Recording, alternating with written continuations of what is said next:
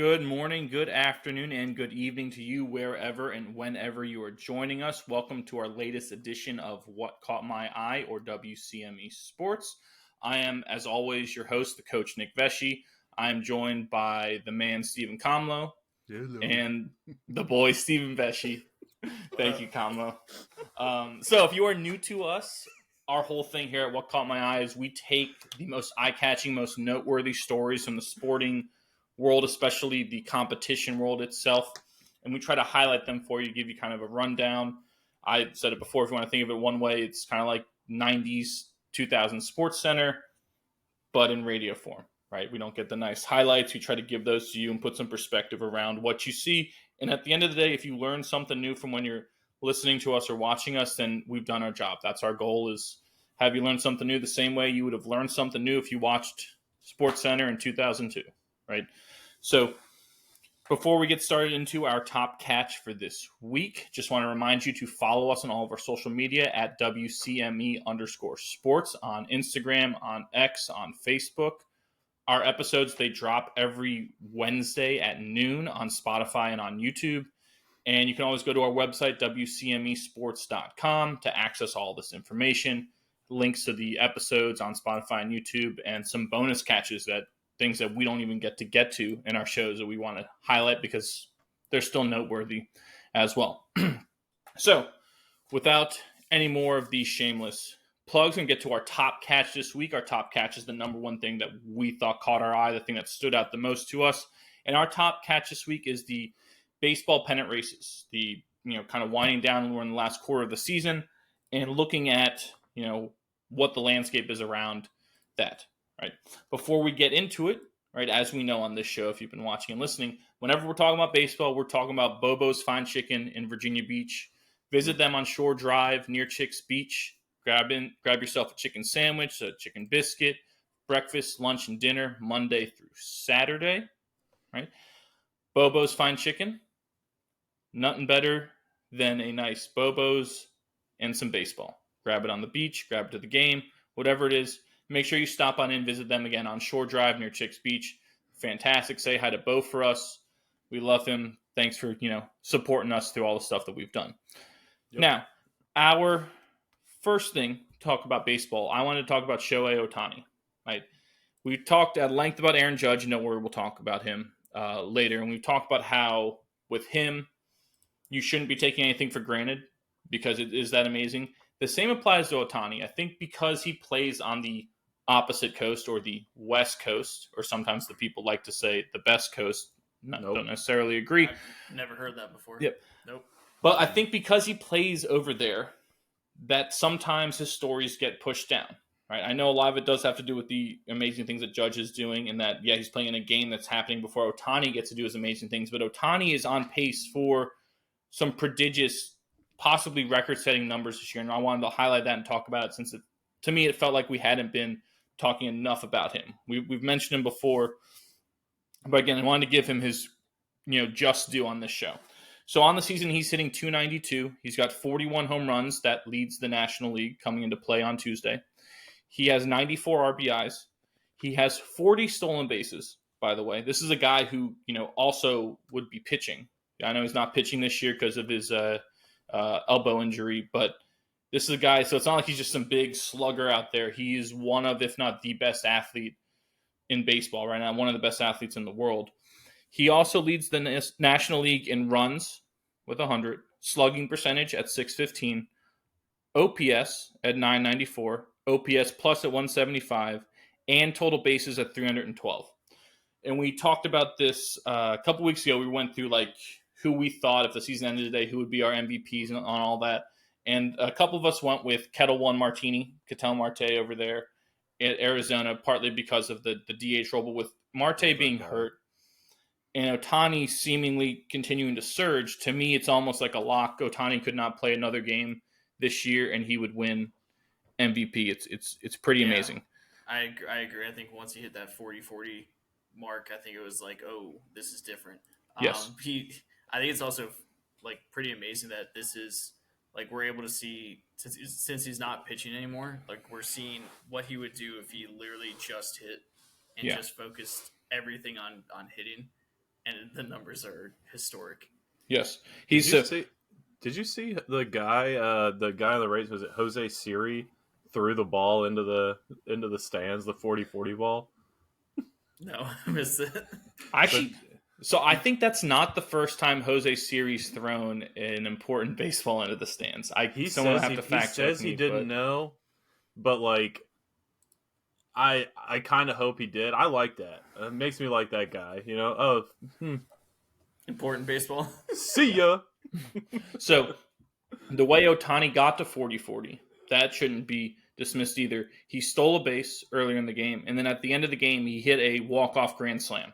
That's how he got to 40-40. That's like the most Ohtani way to do it. Yeah, like, I was say, the great ones find a way to do something. Like every historic milestone is somehow something like ridiculous, like the Derek Jeter 5 for 5 with the home run on the 3,000th hit type thing. Yeah, Exactly, yep. It is. Yeah, nuts with that. So he's trying to win back-to-back MVPs, right? But he would be winning those MVPs in 2 different leagues. No one's ever done that. Win back-to-back MVPs in 1 year in the AL, 1 year in the NL. No one's ever done that. There's actually only been one player to ever win MVP in both leagues. Do either of you know who that is? I'll give you a hint. He played for your Orioles, Tejada? Jesus Christ. it's going to be a Hall of Famer. No, boy, you don't have a guess? No. Tomei. Frank Robinson. Oh. He's the only player, won in NL in 61 and the AL in 66. A little before our time. A little bit, yeah. So Ohtani could be the first player to ever go 50-50. No one's ever done that. There have been 6 players, or he's now the 6th player to go 40-40. Can you guys name the other 5 players? This is always the question. I know this one because like 4 of them did steroids. Mm-hmm. Canseco, Bonds. Yes. Sosa, no. He wasn't a stolen base guy.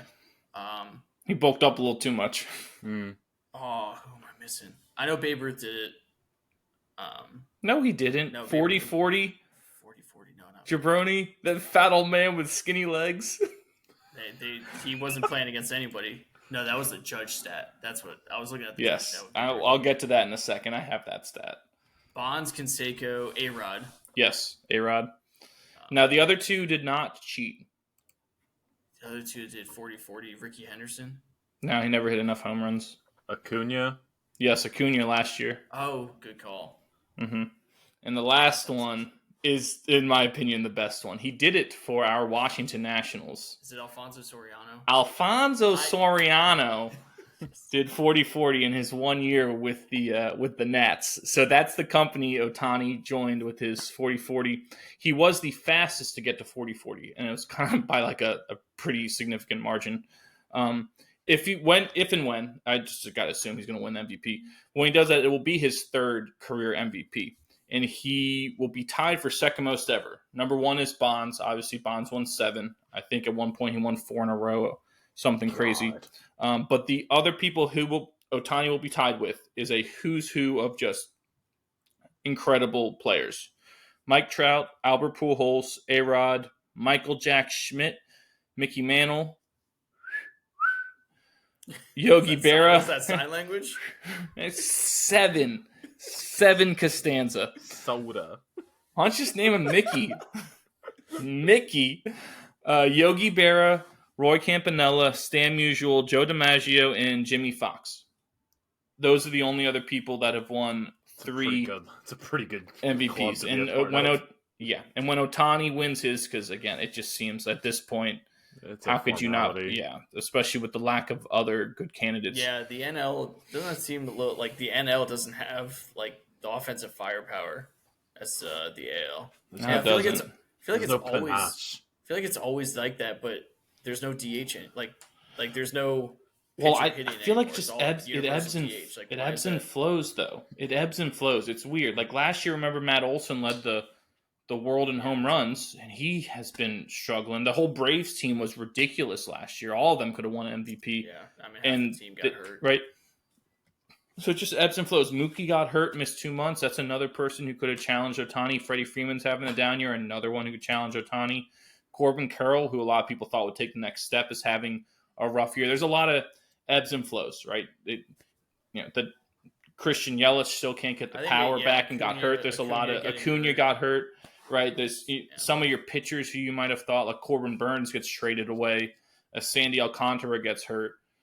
So you got all these factors, and it's just crazy how it just feels like the NL never has that, like, the gaudiest numbers that the AL does. Like, I don't know why it just feels that way, but it got, like, when Harper won his NL MVP a couple years ago, he hit like 33 home runs and like 90 RBI.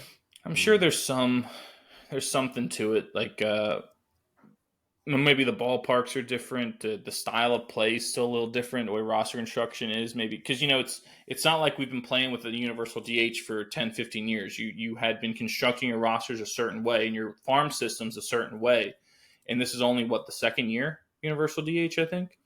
It's its second, yeah. Right, so you've been doing it this whole way. So now your roster's got to catch up. It could be something more along those lines where harder to kind of replicate that, and it could be different. I don't know. I just trying to spitballing here, but I don't want to generalize. We've seen tons of people put up crazy numbers in the NL. Think about the Bonds, McGuire, Sosa, the highest home run totals ever. Yeah, in a year were National League teams, and big ol' asterisk next to that. I don't. Yeah, because they had a big ol' asterisk next to that. They still had to do it, right? They still had to do that, and the other guys around them put up pretty big numbers too. Your Jeff Kent's, right? The McGuire year, I forget who it was. There were a couple guys on that team who had like monster years. You were like, who are these dudes? Same with Sosa. There were a couple guys every year always had someone with 35 bombs. Digging into the old pharmacy. Frank Thomas, what are you doing locker here? More like the big hunk. The big hunk. And she'll like it too. Great commercial. Yes. Well, hey, while we're on the subject of DH. Of Nugenics, total T. Oh. While we're on the subject of DHs, did you guys see, and I'm surprised we didn't talk about it last week, but did you guys see like the proposed changes to starting pitchers? Where they like make a minimum to go 6 innings or something. 5 or 6 innings. Minimum 6 innings, but then like while you're starting pitchers in the game, it's like an AL game, but once your starting pitcher comes out, it kind of looks like an old NL. No, right? Is it just me, or is that just like needlessly complicated? It's reaching for a storyline for some reason instead of celebrating the game and what people are doing.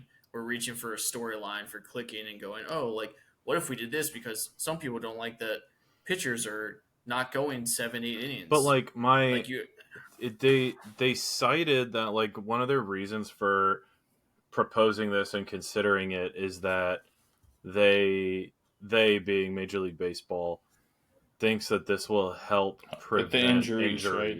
Because I think their logic is like, oh, you can't throw as hard if you have to go. Yes, exactly.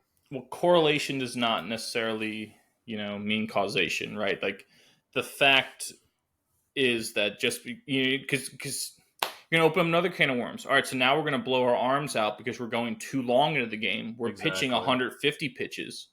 Right, but we're not putting as much effort. Well, I'm doing more of that repetitive motion that is not a natural physical motion. So if a guy gets shelled in inning 3, they're down 8-0 or whatever, you have to keep him in there until the 6th inning. Yeah, that also does. That was my thought too. Is okay, or switch everything up early on. That's so crazy. Because isn't the other option though is if you take him out, you lose your DH. Is that what Correct. it is? So you could take him out. Correct. So if he's getting shelled, I have the option to take him out. I lose my DH, or I keep him in there and get shelled. Instead of trying to bring people back into the game, make competitive games, we decide to make it a huge advantage for the team that just put up 8 runs. And don't forget, the time this game will take will be much, much longer than what we've used to, because all that time they save from pitch clock down the shitter. And you're also going to see more and more position players pitching because they're going to need to save arms for when this debacle happened. So no, Yeah, this this was would a be a misguided. disaster. Misguided is what it is. It's someone who's putting in the effort to try to find a solution to make a starting pitcher more meaningful, try to cut down on arm injuries, and they haven't thought it all the way through. It got leaked. Someone posted it just so people, jabronis like us, could talk about it. That's really all it is. It would be detrimental to, I think, everyone if that were implemented.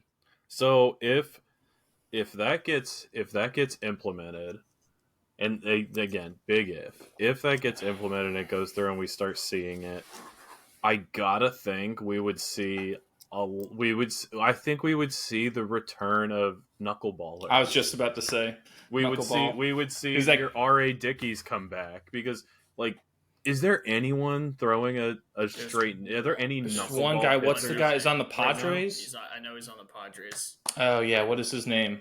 I don't know. Was he an old position player? No, he doesn't exclusively throw knuckleballs. He can run it up there in the 90s.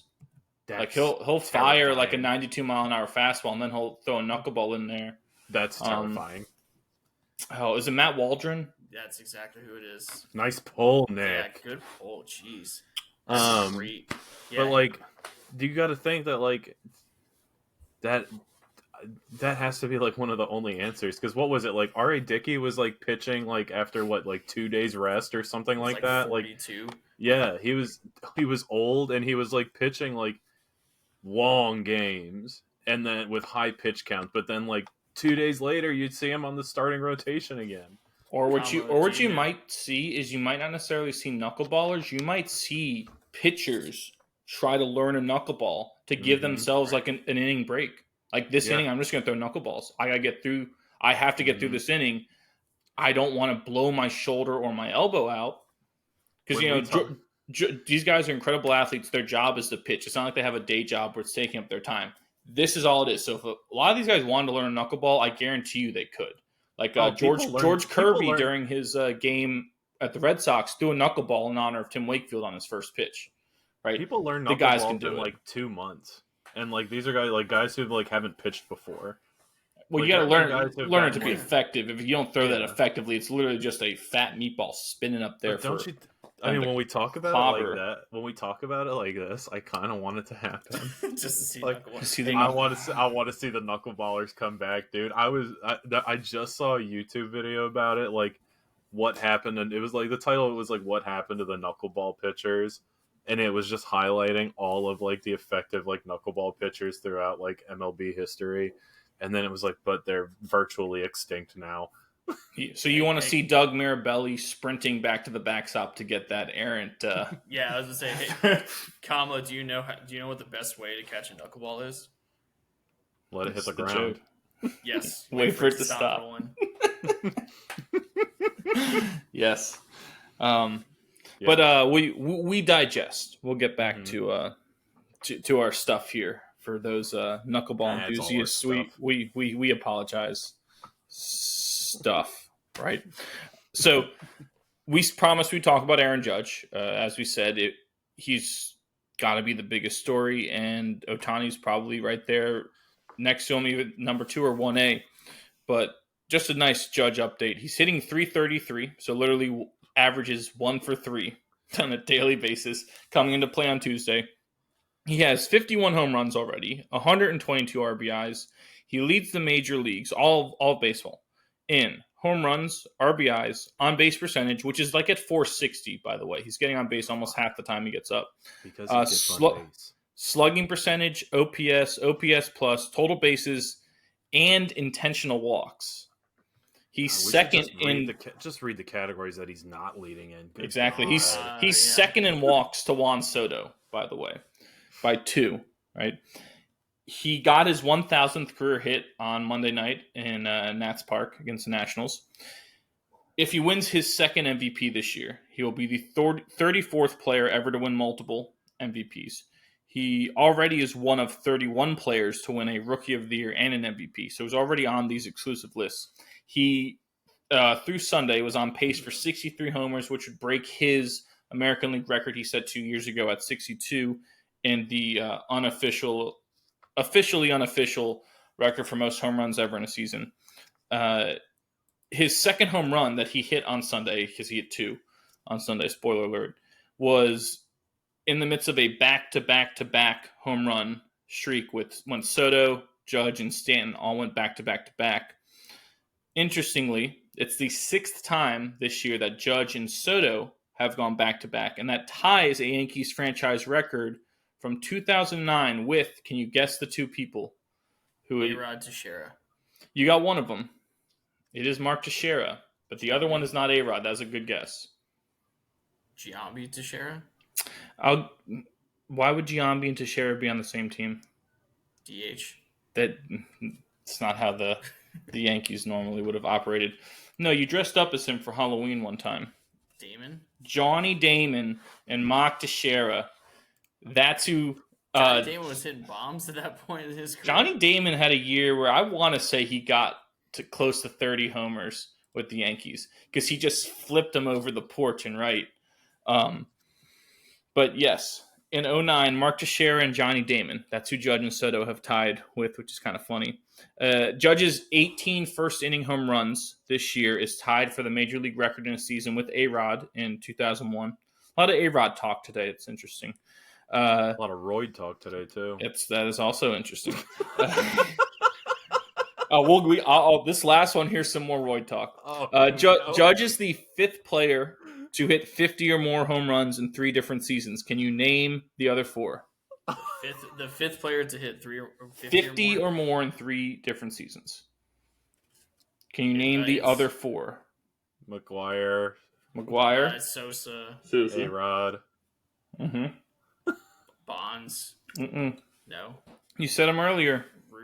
Ruth. A-Rod, Sosa, McGuire, Ruth. Those are the only ones ever to hit 50 or more in 3 different seasons.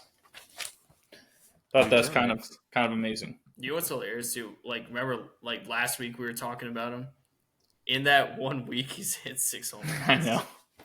All right, so a lot of people, like a lot of stuff that I've been talking about, like, because I think like pundits are trying to find a new way to like spice up talking about Judge because, you know, like the people are just desensitized at this point with all the Aaron Judge talk that's going on. So a lot of people have been talking about how him and Soto stack up as a baseball duo in the grand scheme of the baseball archives. I mean, this 1 year has got to be one of the best ever, right?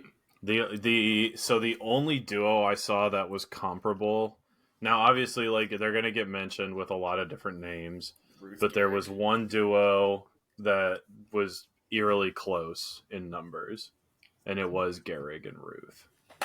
Yeah, I buy that. Like the other comparables that people are talking about in like the modern era, I guess you could say Edmonds and Pujols, Ortiz and Ramirez, Bagwell and Hidalgo. Shut the hell up. You did not just throw Richard Hidalgo out there casually in the same sentence you had like Ruth and Pujols. Richard Hidalgo, seriously? That's what we're going. I swear to God, Nick, it was. Thank you guys for tuning in. This will be our last episode. My goodness. Hold on, I'm gonna pull up. Let me pull up the article. Richard Hidalgo. I'm gonna pull up the article. Don't because you just lost it all. We're gonna talk about Chase Headley next. Is that who's next? Is Chase Headley? What's going on here? Richard Hidalgo. I know he had one really good year. Jeff Bagwell and Rich Hidalgo at Houston in 2000. Yes. They combined for over 40 plus teammate. They had 40 plus home runs and 600 plus slugging. Wait, each one had 40 plus home runs? I believe so. Yeah, Richard Hidalgo had one monster year, like a Greg Vaughn. Greg Vaughn had one monster year. And if you remember early on, we were talking about how Yankees front office was saying how the team is in a financial crisis and they might not be able to like pay Soto at the end of the season, so people should enjoy him while he lasts, blah, blah, blah. So, I mean, this could be a Bagwell Hidalgo. It might just be a one and done. By the way, Nick, Hidalgo... You might not see Soto in pinstripes next season. Hidalgo in that 2000 year hit 314, 44, and 122. Yeah, I think I said, I want to see the Jeff Bagwell. Yeah. is Bobby Bonilla next? I'm surprised you didn't bring him. Bonilla and Bonds. Where is that on your other names your list? that were mentioned were Mantle and Maris, Burks, Galarraga. That's a Colorado. Yeah, Andres Galarraga and Ellis Burks, and then, like the first year in Colorado. The last one was Campanella and Snyder. Yeah, that's good. I mean, hey Nick, Jeff Bagwell, 310, 47, and 132 that same year. Yeah, that's pretty good. But you don't come on this show and throw Richard Hidalgo out there. Hey, I'm not fucking leaving. then just like keep going. Hey, I learned something new today. That's what we're setting out to do. That's one of the best duo years ever. Are you kidding me? It is. Those numbers are gaudy. Yeah. That's amazing. I mean, this is going to be a better year, but that's amazing. Yeah, again, who else? Carlos Lee and Maglio Ordonez. You can throw them out there next. Let's go on. Just rip off deep cuts, will you? Juan Pierre, Luis Castillo. You want to go the speed route? What about Moises Alou and Sammy? But isn't that? I don't know if Moises Alou was on the team at that time. I think he was in Houston or Montreal when Sosa was doing that. Maybe they overlapped. You look at that. You look at that list, and while there are some like laughable duos on there, like obviously this is the best duo we've seen in our generation of baseball, and it's historic, right? Like you have people who are putting up legitimate numbers, passing drug tests, and they're stacking up with Lou and Ruth. That's crazy. Like, especially like for a generation like us, and I think it's not just us. I'm sure other people do it too. Like where, you have the big names that you lock in to just like your Mount Rushmore of baseball players. And like, we're in a generation where we get to see that sort of greatness, that those faces on the mountain, like have their spots like in jeopardy. Like this is kind of nuts. No, it is. And I think, I think you tweeted this the other day about not taking it for granted, or don't Granted. Yes, granted. Don't take it for granted. I wasn't yelling.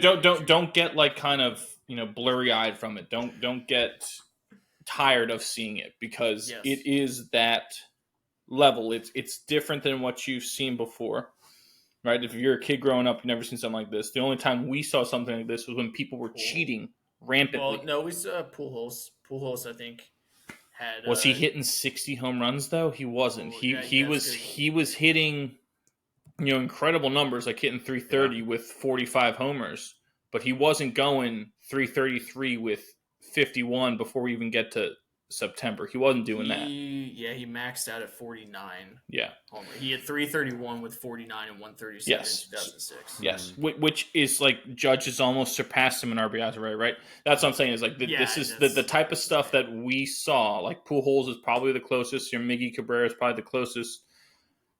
But they didn't get to this. They weren't on this level. The only other guys, like we just rattled off the other guys, and we laughed about how they were all cheating, right? Except for Babe Ruth. And I don't know if you count, hot dogs and ripping cigars as cheating. Yeah, he played in a different era. Yes. There. Yes. So yeah, I mean that's kind of the point. Like also, I mean we mentioned it before too. It's the hardest time ever in the history of of baseball to hit a baseball. Yeah. Right? Guys throw 100 out of the pen.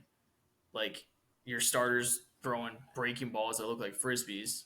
Like it's so damn hard to hit a baseball now, and he's making it look easy.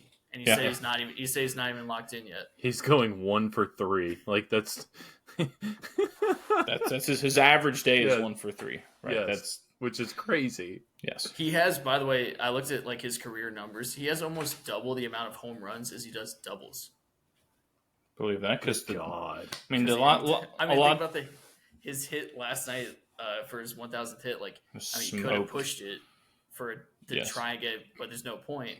He gets a single, whatever, and then he'll come up. I'm sure sometime this week. Well, I think more of it too is to get a double, for the most part, you have to square the ball up the same as you have to square it up to hit a home run. You just don't get the lift, right? Mm-hmm. Or it's hit to the wrong part of the park. That stat that you just said shows how often he is squaring the ball up and getting the lift on it to get it out. That's why he's hitting so many more homers and doubles, because he's hit the. But when you square it up, it's gone. Or like he's so strong that he can miss hit it sometimes and it go out. That's why you're seeing that. His only doubles are coming when he flips one down the line like that. When he squares it up and it goes to the outfield, it's gone. So like I'm like looking at Pujols' stats, like his home runs to doubles are almost even pretty much every single year. You know, give or take a few, like plus or minus 5 or 10. But they're pretty much like almost identical, double home run, and he's sitting at like, 40 pretty much. Like Judge is, I think his hit like how many, like 16 doubles this year or something. But still hitting 333. Right? Yes. It's amazing. I do He have he robbed a home run this week too. I'm pretty He sure. did yesterday. Robbed a home run, turned it into a double play. He had 2 phenomenal defensive plays. Yeah, so it's not it's not just slugging that people can like tip their hat at either. He's not just a goon out there. Yeah, he's a legit center fielder. Yes. This week locks that in. Yeah. Couple more baseball things before we kind of wrap up baseball for today. Ellie De La Cruz, your boy out there in Cincinnati, he became the 5th player ever with 20 home runs and 60 stolen bases in a season when he stole 3rd against the Blue Jays on Wednesday. The other people to do it were Acuna last year, Eric Davis, also on the Reds, Ricky Henderson did it 3 times, and Joe Morgan did it twice, also on the Reds. So, right, the amount of times it's been done, 3 times on the Reds, 4 times everywhere else across the league, pretty much. This other one, I know you definitely saw this. Danny Jansen of now Boston Red Sox. He became the first player in Major League Baseball history to appear in the same game for both teams. So what happened is in June, he was a member of the Blue Jays. They're playing the Sox in Boston, and he's up to bat in the 2nd inning facing Cutter Crawford. Crawford throws 1 pitch. He fouls it off. It downpours. The umps have to call the game. They can't resume it, right? They don't have the ability to play a doubleheader the next day, so they scheduled the makeup day for Monday, which was August 26th. This Monday that just passed, August 26th. However, at the July trade deadline, Jansen was traded from Toronto to Boston, right? So he's now a member of the Red Sox. When this game came around, Alex Cora, the manager, said he's going to play in this game. I'm going to put him in as a defensive substitution as a catcher, because that's the position he plays, right off the bat. So Jansen comes in as a defensive replacement to catch the remainder of the at-bat he started hitting as a Toronto Blue Jay, and Dalton Varsho came in to pinch hit for him. It is ridiculous. It's crazy. It's hilarious, and I love it. I love it. I ate this story up, dude. Oh my God, I ate this up. Now here's another crazy part of this. Leo Jimenez and Will Wagner, son of Billy Wagner, should be Hall of Famer Billy Wagner from UVA. No, Ferrum College. Oh, but Will from Virginia, right? He is from Virginia. Our boy Beatty or Leonidas, he caught a bullpen from Billy Wagner. That's why I always thought he went to UVA. When he came to UVA, and Leonidas was the bullpen catcher. But Will Wagner and Leo Jimenez, Will Wagner was traded to the Blue Jays at the deadline from Houston in the Yusei Kikuchi trade. They appeared in this game after they resumed it. Technically, they will have played in a game because the box score reflects the June date. They will have played in a game before they made their Major League debuts officially, because they made their Major League debuts after it. That's awesome. Isn't that awesome? What an insane game. God. Yes. I don't even know how the game ended up. The Sox win. Who cares? Right? Yeah. No, who cares? It's a game this old and like this storied, and that goes on for so much of the year. We're still managing to get firsts out of it. I love that. Yes. How can you not be romantic about baseball? Exactly. You throw the ball, you hit the ball, you catch the ball. It's a simple game. Throw the ball, You hit the ball, you catch the ball. How many games have we won? 8? How the hell did we win 8? It's a miracle. It's a miracle. Thank you, Bull Durham, coach. Elsewhere around the league, Jesse Winker of the Mets hit a pinch hit walk-off home run to beat your O's 4-3 on last Wednesday. I love a nice pinch hit walk-off, or just a pinch hit home run in general. The Matt Stairs of the world. I love that. Matt Stairs, yeah. The king of the pinch hit home run is Matt Stairs. Nolan Arenado hit a walk-off grand slam, another walk-off grand slam last week, in the 10th inning for the Cardinals as they beat the Brewers 10-6 on Wednesday. More Blue Jays stuff. Down 4-0 after 2 innings, the Blue Jays eventually came back, and Joey Loperfido and Addison Barger hit back-to-back homers to walk off the Angels 5-4. Also, I don't know if you saw the Ernie Clement home run from the Blue Jays. Ernie Clement from UVA. He had a home run on a pitch that was about here. I've seen more of that this year. It was kind of about in this range, and he just went up, strong top hand, and just took it out. It was nuts. I've seen like 4 or 5 of those this year. I think just because like obviously people adjust, and the pitcher's emphasis is to, if you throw 100, throw it up because it's almost impossible to get on top of it. Yeah. And to see, people have been taking them out. Or I mean, not a good clip because it's like, what the hell? But yeah, that's seen about 4 or 5 of those. Your boy Evan Gaddis had one of those back in the day. Just tomahawked one out. John Boy had a pretty good video where he analyzed the widest pitches that were hit for home runs so far this season.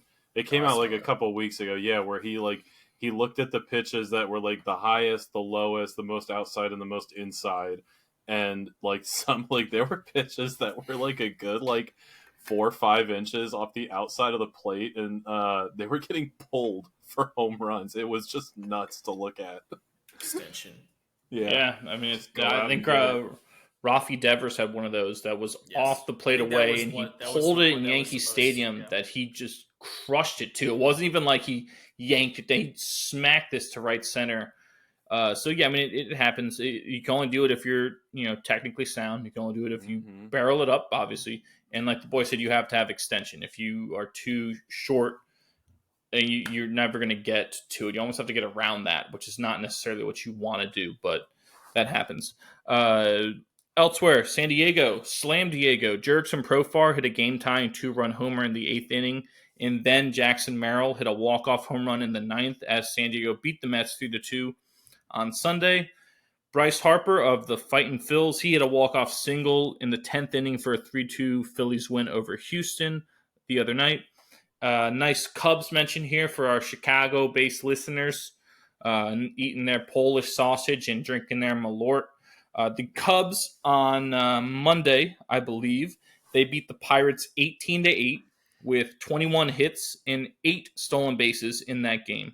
The last team to have 21 hits and 8 stolen bases in a game were the New York Baseball Giants when they beat the Boston Braves, so 2 teams that technically don't exist anymore.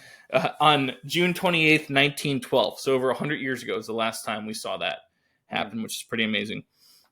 And then last baseball thing here before we give an update on kind of the standings and who would be in the playoffs now. The Royals, we talked about them a lot last week, but they swept the Guardians in a doubleheader on Monday, which was huge. It put them 1 game back of the AL Central lead that is held by the aforementioned Cleveland Guardians. Witt. Yeah, amazing. That if they were to win that division, that is insanity. But good for them because, like we've talked about Bobby Witt so much last week, it goes, with that he's a big reason why, and it's nice to see that. So if the season ended today, your playoff teams in the American League, you would have the Yankees with the best record, then Cleveland, then Houston as the 3 division leaders, and your 3 wild card teams would be your Baltimore Orioles, the Kansas City Royals, and the Minnesota Twins. Like we said last week, who would have thunk it that there'd be 3 teams from the AL Central in the playoffs? It's pretty amazing. And then National League, the Dodgers with the best record. Then you have your Phillies, your Brewers, who their record has been deceptively good. They always get overlooked. For whatever reason, doesn't matter who's managing them. Doesn't even matter who they have on the field. For whatever reason, they always find ways to win games. They always have good pitching. But the Brewers would be your 3 seed. Then your wild cards would be Arizona, San Diego, and Atlanta. So 3 teams from the NL West in that, which is something probably people picked, right?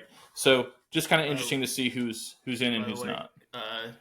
Do you know who the Brewers bullpen coach is? And you might be thinking, why the hell would I know who the Carlos Baerga? No, it's Garrett Green, the quarterback of West Virginia football. It's his dad. Is it really? Really? Yes. That's crazy. Yeah, Charlie Green. Probably appropriate that the quarterback of the school where it's cheaper to buy beer than it is to buy water coaches for the Brewers. I think that might be the most appropriate thing. Yeah, you can say it like that. Sure. That's an interesting way to spin it. Yeah. What? It's what we call in the business a backhanded compliment. Yeah. Sure. All right. Well, No. but However you want to chalk it up. Okay. the more you know. Thank you. I got one more baseball thing. All right, go ahead. I think this is possibly some of the biggest news in baseball because I think that we are seeing the revival of one of the most influential things in growing the game.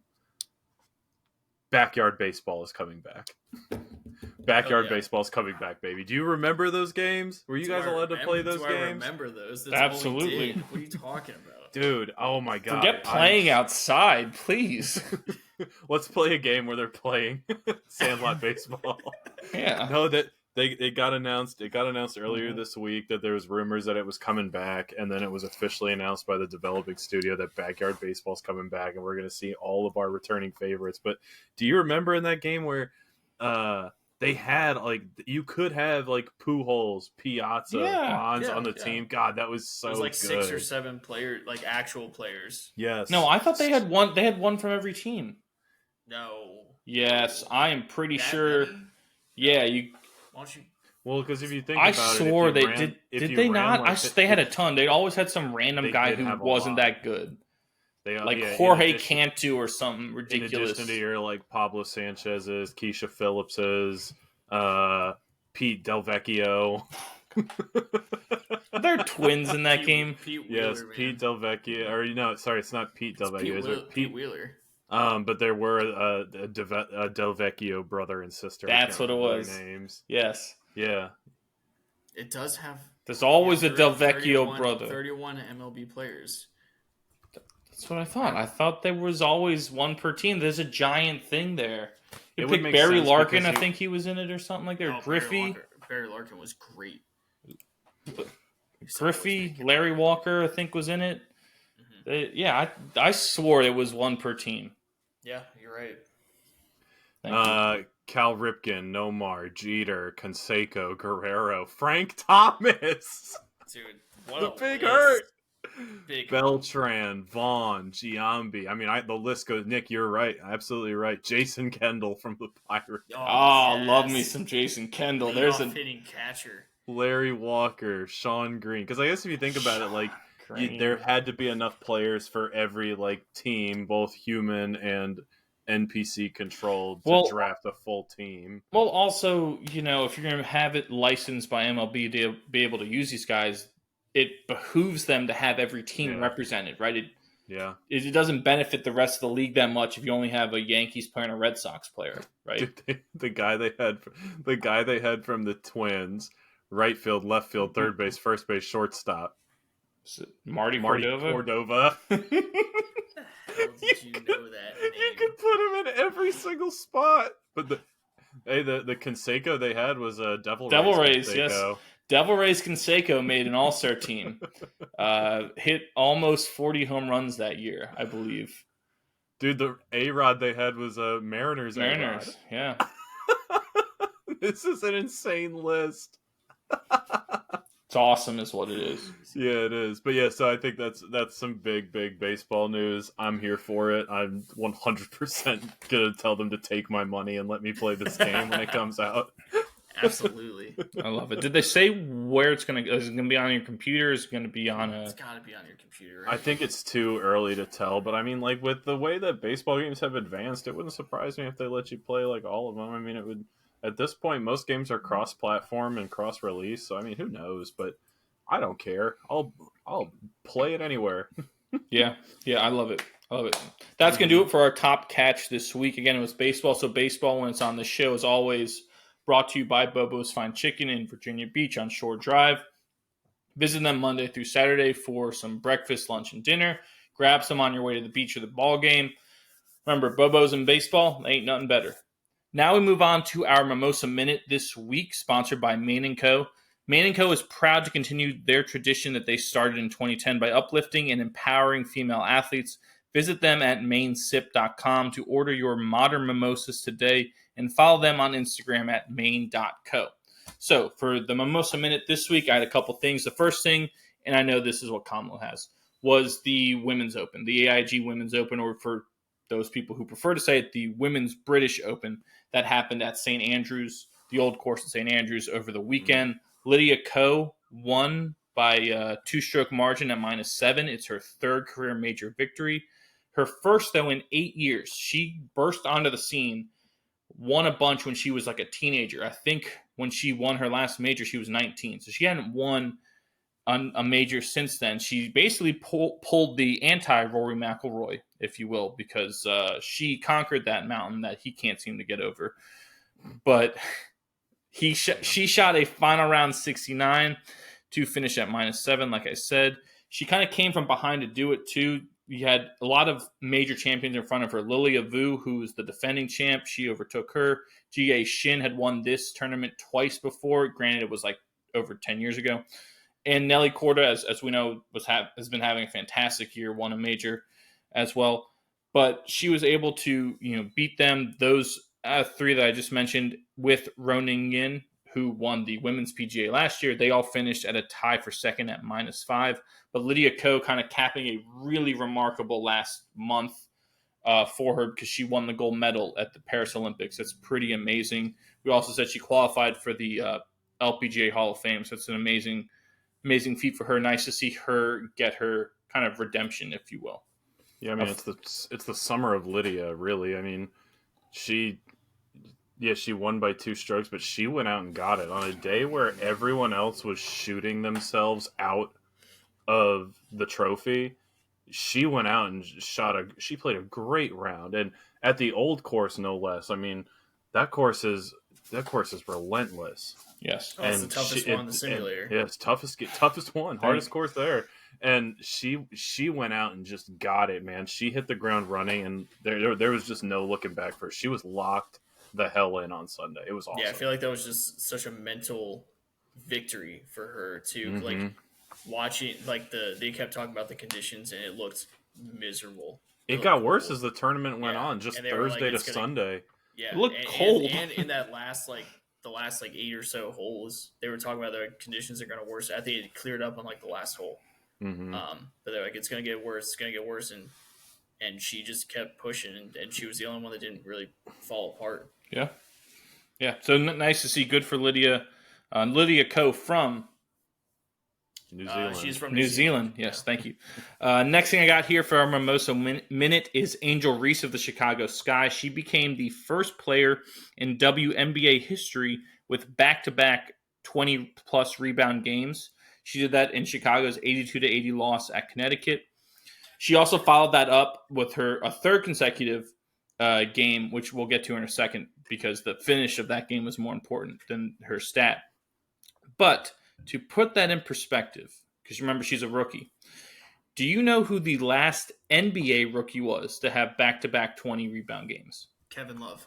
That's a great guess, but it's not him. Shaquille O'Neal. Shaquille O'Neal. Yes. The Big Diesel Shaq. Suck it. Is the last NBA player to have back-to-back 20-plus rebound games. The DJ. Can you dig it? Big Diesel, baby. Yes, the Shaqtus, if you will, from his time in Phoenix. Yes. So I thought that was cool. That was noteworthy. Like I said, Her third consecutive game gets overshadowed by the finish. So in her third consecutive game, they were playing the Las Vegas Aces on Sunday. Kennedy Carter of the Chicago Sky hit a fantastic pull-up 3 to tie the game for the Sky with 1.1 seconds left. But then Vegas runs this fantastic inbounds play where Asia Wilson, the odds-on favorite to win MVP of the league, kind of rolls to the bucket on a side inbounds pass. They lob it over a phenomenal pass right to her on her left hand, and she flips it up to beat the buzzer for a 77-75 Vegas victory. The pass in that play is fantastic to me. That's why it kind of overshadows in my eyes the Angel Reese statistic, because it was like, man, this is a dream as a coach and as a team to execute that, especially after you just had a dagger plunged into you by that 3 that Carter hit. That was awesome. Anything else Mimosa Minute wise before we move on? Yeah. Running real quick back to the Women's Open, I want to shout out 7-time LPGA winner IK Kim. She announced her retirement after her round on Sunday. Super, super emotional. She said that she didn't know at the start of the tournament that she was going to announce her retirement, but Sunday morning, she realized, I've kind of been living my life 18 holes at a time for 18 years now. The last thing I wanted to do before I retired was play Muirfield, which she played 2 years ago, I believe, in 2022. And so she said since then, she's just kind of been like showing up and going through the motions. She could technically continue to play at the AIG Women's Open, I think, until 2027 because she won recently. But she said, there's just no better place to really announce my retirement than after 18 holes at the old course at St. Andrews. Really, really awesome career. She was a huge, I think, impactful golfer in the LPGA circuit. So I just wanted to give her a quick shout out and congratulate her on an awesome career. I love it. Boy, anything? No, I was locked into that Women's Open. Yeah. I will say before we move on from it, our girl Lauren Coughlin from UVA, she officially qualified and made it onto the Solheim Cup roster for Team USA that will take place in September. Pretty huge, pretty awesome to see that. That was awesome. If that's all that we have for our Mimosa Minute, that's going to do it for this segment. As always, the Mimosa Minute is brought to you by Maine & Co., the creators of the Modern Mimosa. Visit them at mainsip.com to order your Modern Mimosas today, and you can also order any new releases like their Mezcal Margarita.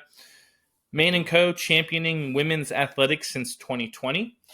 That's going to move us on to, I know something the boy was happy to get to, and that was the Georgia Tech Florida State kickoff game in Dublin, Ireland at beautiful Aviva Stadium. That's one of the nicest stadiums I think I've ever seen, especially with the backdrop and like the Irish countryside. That is like pristine. That almost looked like a destination. Mountains are back there.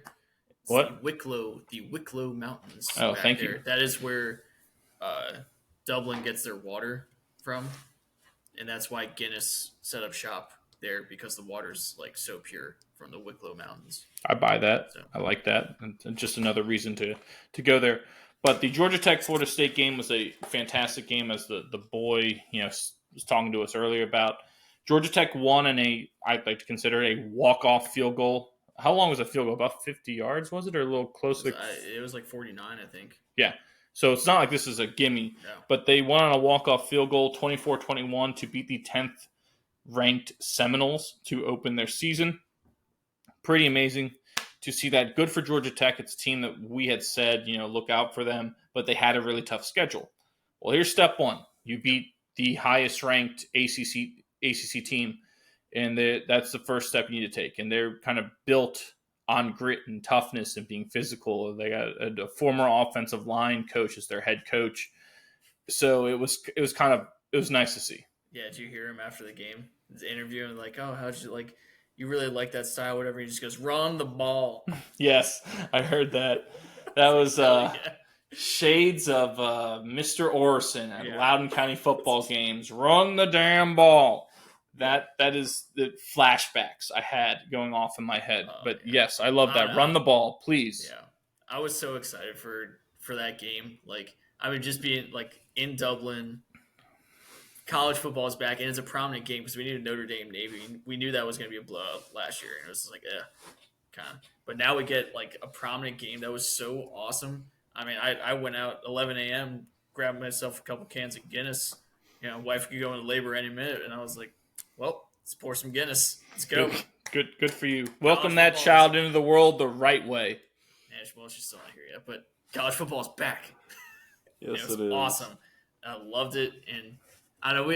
I just think it's great that like we said it immediately about Georgia Tech that if you do not bring it against this team, they will beat you and they'll beat you up.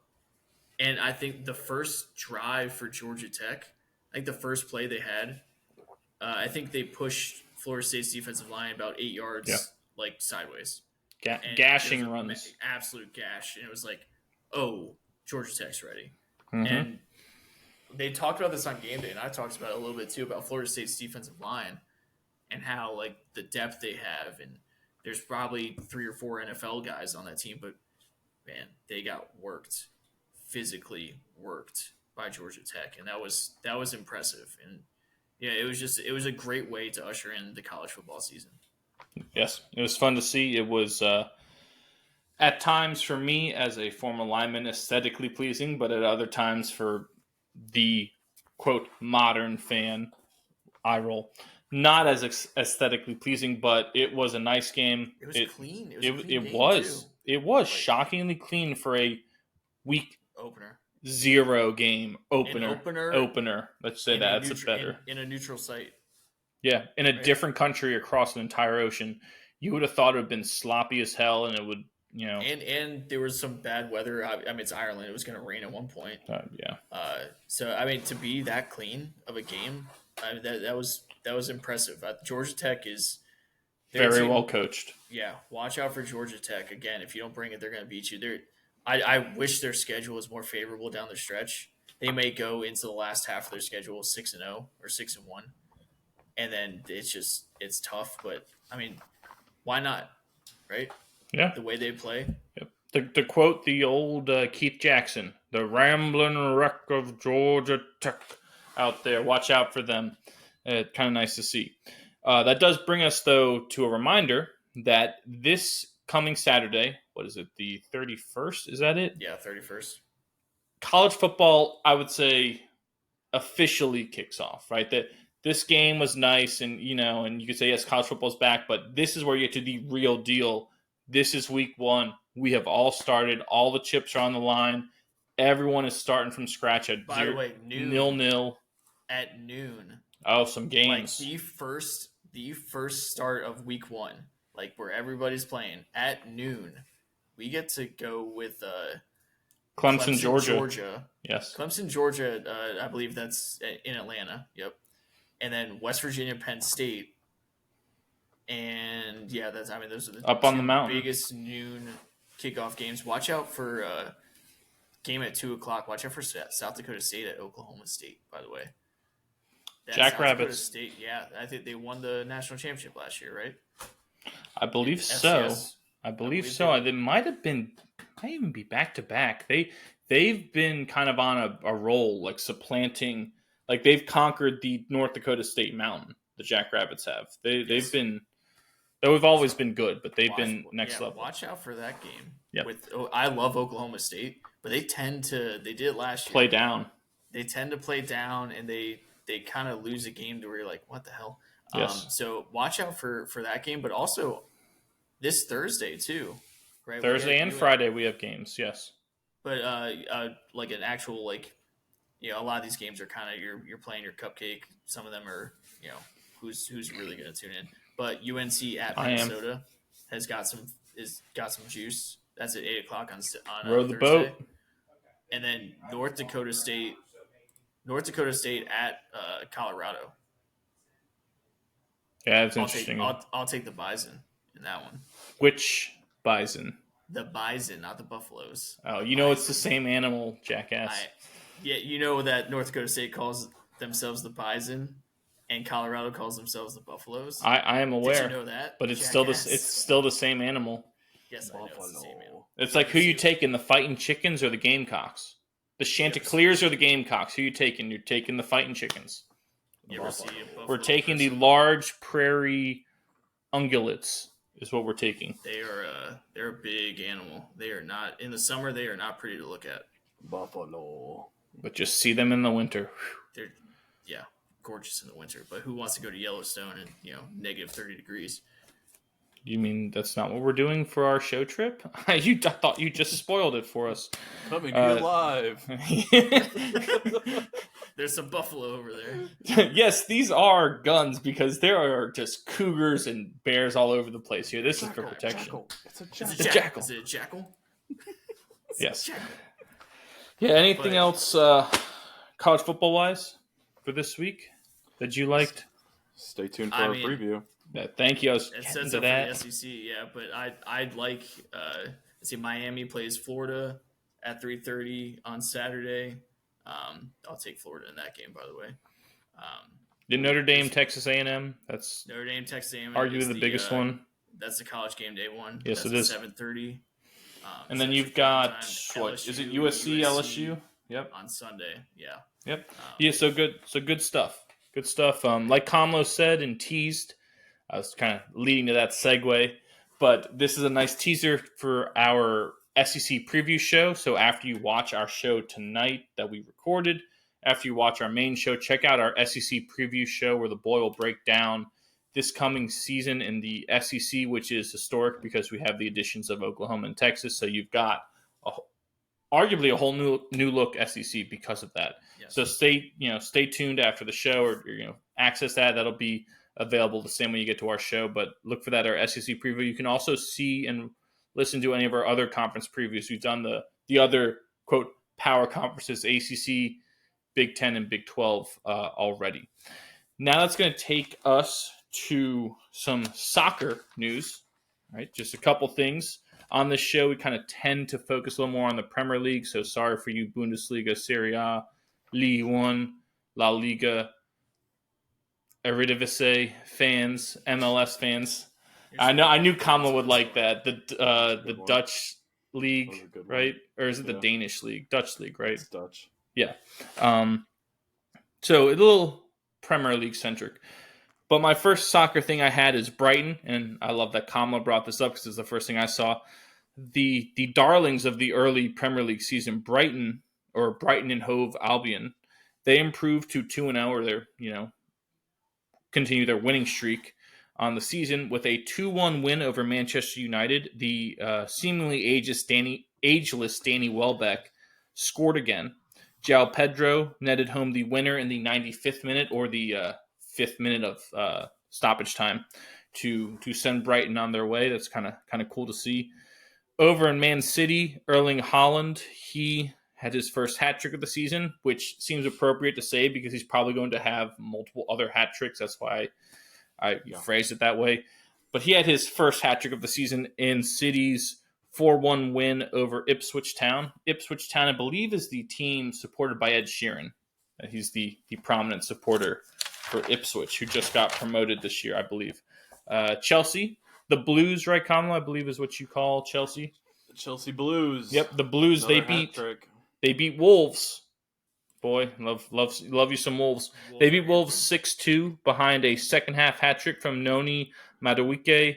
He did his hat trick in a 15-minute span, so just rattle him off right there. Cole Palmer, who is kind of I would say the star. He's going to be the face of that franchise, as we like to say over here. But he had a goal and 3 assists. But what's kind of interesting is that game was tied 2-2 at half. It wasn't like Chelsea came out and just blew the doors off of Wolverhampton and they got crappy goals at the end. They were in a battle for half of that game, conceding twice in one half, and we're still able to rally for that 6-2 win. Is kind of cool. They cracked their knuckles before coming back out onto the pitch and said, "All right, let's get serious." Mm-hmm. And just scored 4 straight. Yeah. 3 in a 15-minute span for one player. Thank you, Kamala. Just about to get to it. In hockey terms, that's a natural hat trick. Pretty cool to see. My Leicester City Foxes, they fell to Fulham 2-1 at Fulham on Saturday. So, They still don't have a win yet. I believe they're 0-1-1, but at least they got some points on the board, hoping to stay up this year. Anything else soccer-wise? Liverpool Reds are undefeated. They beat the Brentford Bees. I watched a lot of the Arsenal game on accident. Nice. On accident? We went to Gus's. Shout out Gus's, our local sports bar. Where is it at? In Richmond, Virginia. Thank you. We go there, and I'm as we're like going to park, I'm like, I'm seeing a lot of soccer jerseys walking, and this is not a good sign. I'm like, man, we got college football back. Like, what's going on? Walking there, it is slammed. And it's all Arsenal, and they're cheering. They're doing all the songs and everything. That's awesome. Yeah, that was, I think, what they won 2-0, I believe. 2-0 against a pretty capable Aston Villa side. Aston Villa has a pretty good counterattack, but from what I saw, Arsenal took care of the ball. They were passing with above 90% accuracy, which is insane. They took care of the ball in that game. That was a fun one. What's Arsenal Stadium? They are. Oh shit! I know that's I was blanking on it too. No, it's a big one too. Yes, it is. Holy! Give me a sec. So I was like, Arsenal. We should know this. This is how we need to know Fenway Park. We need to know Arsenal. Oh, it's no. That were they playing at Aston Villa? Oh well, probably then. But Emirates Stadium. That's it. That's where they play. It's the Emirates Stadium. Yes, they're at the Emirates. Yeah. But this game is played at Villa Park. Oh, very nice. Mm-hmm. So, any other soccer stuff before we move on? Nope. No, cool. I did want to get to some racing news real quick. I saw this. I thought it was cool. The NASCAR race was sweet. All right. Mm-hmm. NASCAR race was the second race at Daytona this year. Obviously, you had the Daytona 500, but now this was the Coke Zero Sugar 400 in Daytona, the nice night race. Michelob Ultra Tuscan Grapefruit Open. Yes. Basically. But the cool part, obviously the cool part of any race is the end. The second best part is the fact that you get to bring in all of your own beer if you want. But the cool part of this ending, Harrison Burton, he is the son of the legendary Jeff Burton. He won for the first time in his career. What was cool, though, is Jeff was on the call for NBC with the incomparable Lee Diffie and, of course, Dale Jr. So Jeff Burton's in the booth calling the game as his son makes a last lap pass to pass Kyle Busch, stave off Kyle Busch, blocks him perfectly, and goes on for his first career win. Right? It clinches his spot in the playoffs for the first time. They showed his mom. His mom is losing her freaking mind. His girlfriend or his wife is losing her mind. It's hilarious. It's the 100th career win for Wood Brothers Racing, which is cool. But the best part is that I think this week or the week before, Wood Brothers just announced that Harrison Burton will not be coming back to drive that car. They effectively fired him and replaced him with Josh Berry next year. So he even said when they put the mic in front of him, he was like, I want to thank Wood Brothers for giving me the opportunity, even though, I kind of just got fired last week. But really cool to see Harrison Burton get that victory in dramatic fashion. That's a tough one. That's a tough one. Yeah, showing them what you're losing right here. You could have kept this. The equivalent to that would have been, hitting a walk-off home run to win for the Red Sox after getting traded from the Blue Jays. If that had happened. Or I was thinking more of it is like you're in a playoff game and the day before the coach says, hey, by the way, you're never going to play for this team again after this year, but have fun, help us in the playoffs, and you hit a walk-off home run for that team. That's like the equivalent of that, which I thought was funny. F1 wise, Lando Norris, we talked about before we had to concede that victory erroneously, in our opinion. But Lando Norris did win this past week, the Dutch Grand Prix. He was able to beat out the Dutch racer Max Verstappen, passed him and kind of dominated for the rest of the way, which was nice to see. His team let him win? Yeah, apparently. Right? Kind of ridiculous there. Any other racing stuff before we get to what? I said my needle is unmoved. Thank you. So that's going to bring us to our final segment of the week, which is our favorite segment. As always, our favorite segment is brought to you by One Legacy Title and Escrow in Jacksonville, Florida.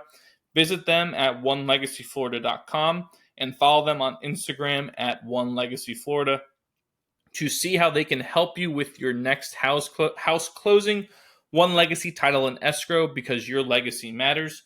This week, in honor of the official week 1 of college football, we went with our favorite college football stadiums of all time.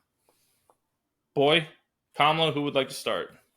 I'll go first. I know unless Stevie, you're just absolutely chomping at the bit, and you want to go first. No, I want you to go first. All right. So, for those that listen and follow, it shouldn't be a surprise when it comes to college football. I know Bupkis.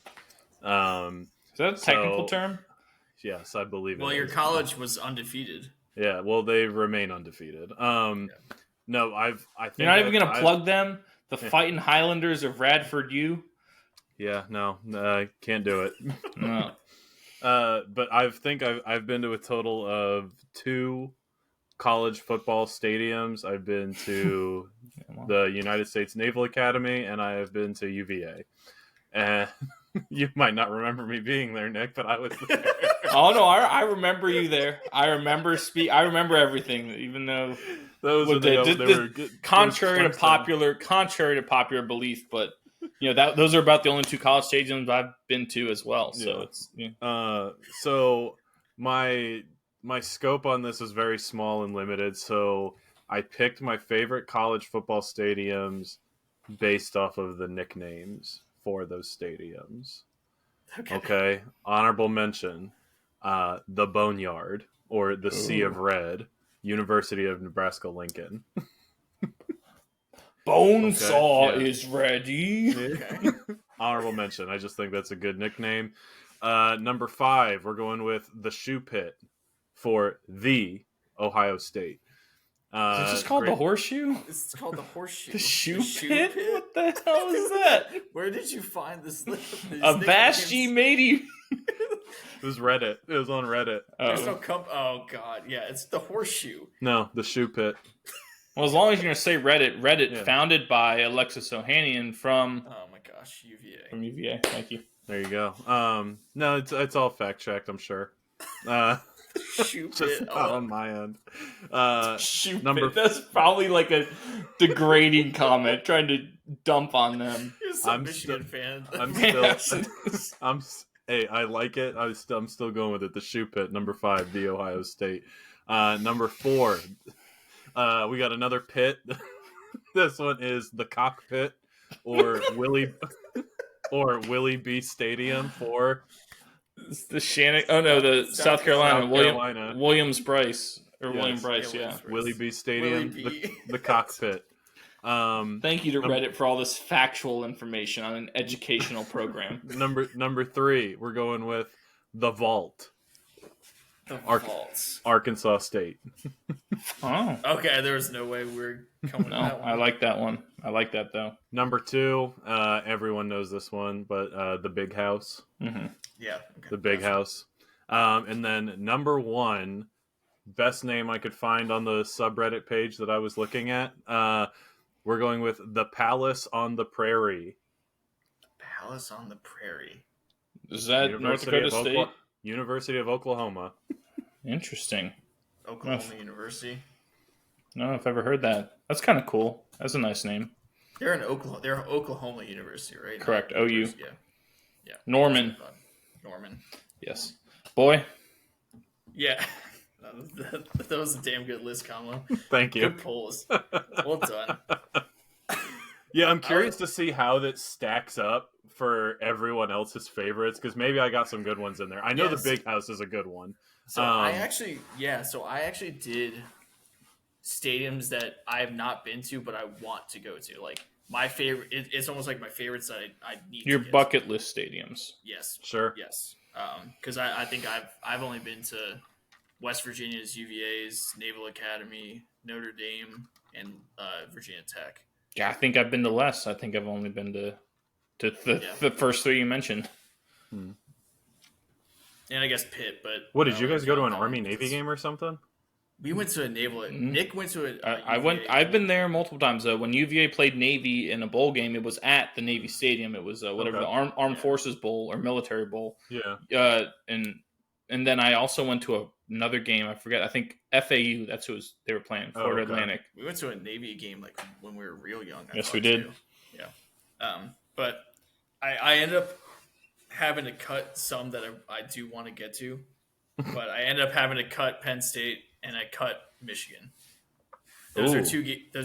I know it was a tough decision, but I'm curious what took their place. So honorable mention. I wanted a place with views, and I think one of the most underrated fan bases in the country, BYU. I think going to see that stadium, I think would be really, really cool. Number 5, Camp Randall at Wisconsin. Jump around is something I've always wanted to see. They look a little bit different now. They're not pounding the rock like they used to, but I still want to see the game there. Between the third and fourth quarter, Kamala, I don't know if you know this, but they do jump around. Oh, that's cool. It like causes an earthquake. Like it shows up on they're like seismographs.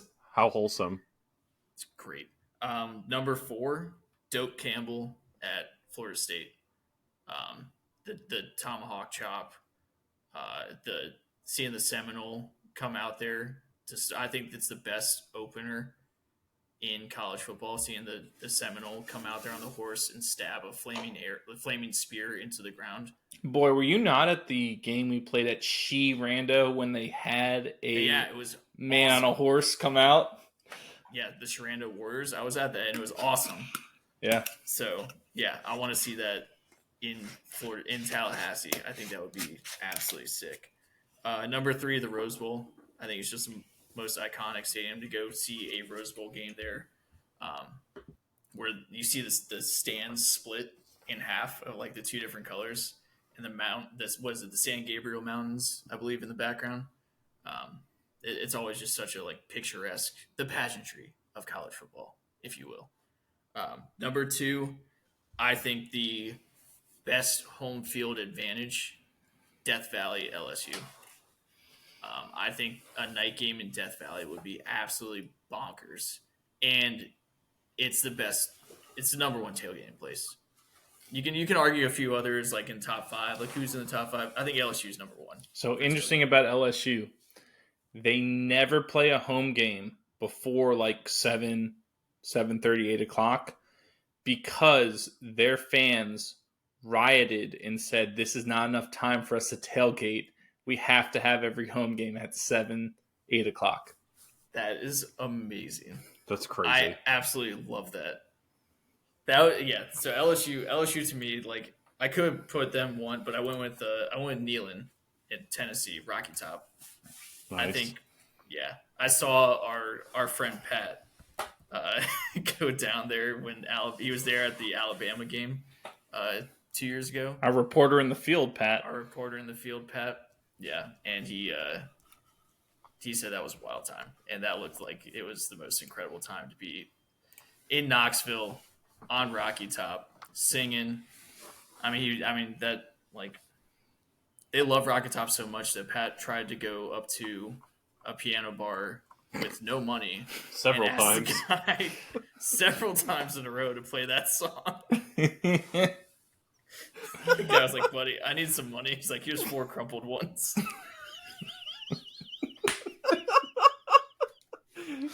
They had to explain the rules to the whole bar because of him. You guys need to outbid this. The most Pat thing. If you've ever been to a dueling piano bar, especially in Asheville, North Carolina, you have to outbid what it is to get your song to be played. So take Pat with you. He'll let you know how it goes. It's like Happy Gilmore when he slips Ben Stiller. Oh, take care of her. And he grabs the crumpled up 1 and hands it to him. That's about it. You know what? I'll play it for free. Yeah. So that's my list. That's why I put them in number 1. Okay. I like it. So I had a couple honorable mentions. I thought I'd be remiss if I didn't name my alma mater, Scott Stadium at the University of Virginia. One, it is a really beautiful stadium. It is nicely located in the middle of the campus, which is something, or the grounds, right? Jeez. Yeah. Oh, my faux pas. I've now lost my degree from the school because I couldn't do that right. But it is right there where the students live. A lot of schools, especially like you said, Pitt, like Miami, tons of schools, even UCLA, which I'll get to in a second, their stadium is nowhere near the campus. So it's hard for students to get to. But what is really nice and refreshing is that UVA's is in the middle. It's right there. Anyone can get to it. It is a really beautiful looking stadium. It has that great hill in the north end zone, which I love all the college stadiums with the hill. I think that is a fantastic thing. The Naval Academy has a hill. I think Wake Forest might have a hill, if I'm not mistaken. But I love that. I think that's a great atmosphere, and it kind of brings that college feel to it, that we're all gathering together. So Scott Stadium, UVA, that was one of my honorable mentions. Kidd Brewer Stadium at Appalachian State or App State. That, you talk about views, is one of the most picturesque views of any stadium. Up on top of the mountain, you don't just go up on the mountain and take on App State. You better bring it too, because they have a fantastic home field advantage. It's an amazing environment. And that setting is phenomenal. But again, you don't just walk up on the mountain in Boone, North Carolina and think you're going to walk out of there with a win. One of the tougher places to play, really. Like, no one wants to go there. No one, right? Number 5, I have the Big House, or Michigan Stadium is what it's officially called, but the Big House for the University of Michigan. Hope this satisfies our Guatemalan demographic out there. Mm-hmm. But for me, when I do think of college football stadiums, for whatever reason, that's the first one that comes to mind. Yeah. It always is. I don't know why. I mean, yes, Michigan has one of the best football resumes and traditions in the entire country. But that stadium, especially because of the fact that you walk in at kind of like the middle or top level and it sinks down to a bowl, right? It, to me, is so cool. Like, you're kind of like going into the pit, into like the gladiator arena. So I love the Big House in Michigan. Number 4, I had Neyland Stadium in Tennessee. When they checker the sections, to me, that is so cool. That is like ridiculously cool. It is awesome. Neyland Stadium. 110,000 drunk people to do that. Exactly. That's pretty impressive. Yes. I agree. Number 3, I have Kinnick Stadium at the University of Iowa. Yes. Or Iowa University, whatever it is. So what I love about that is, and you may not know this, but the tradition they have, they're located right next to the beautiful brand new like children's hospital that they built. And every game, at some point, everyone turns and waves to all the kids at the children's hospital because it's right there. Is it after the first quarter? It might be right before the game or something. Yeah, something like that. Cool. It's pretty I like that a lot. Yeah, it is really cool. That, I mean, when I was doing this list, that was one of the first things that came to mind, because it's also such a great atmosphere as well. They love their football out in the great state of Iowa. Number 2, and this is only number 2 because of the fact that to me, there's not a true team always attached to it, is the Rose Bowl, right? Yes, UCLA plays their home games there, but the stadium is 10 miles from their campus. It feels like disingenuous, right? It's like we're playing the game here because we have nowhere else to play, but it's more for the Rose Bowl game. And like the boy said, it is the granddaddy of them all, as the great Keith Jackson used to say. Seeing the stadium split in the colors is with the mountains in the backdrop, is one of the more cool sights you will ever see in a college football game. And to me, that is the sunset. Yep. That is the one bowl game that I would go out of my way to get to, regardless of who's playing in it. I'd rather go to that game than like the national championship. I agree. Just to go to that. Mm-hmm. That it is that cool to me. In number 1, I have Husky Stadium at the University of Washington. That stadium is literally right on the water, right on the sound. The end zone next to it kind of opens up so you can see into like the water. They tailgate on boats, people. Their tailgating is on boats because it's right there. They dock the boats right there. They tailgate. They get off. They go in the game.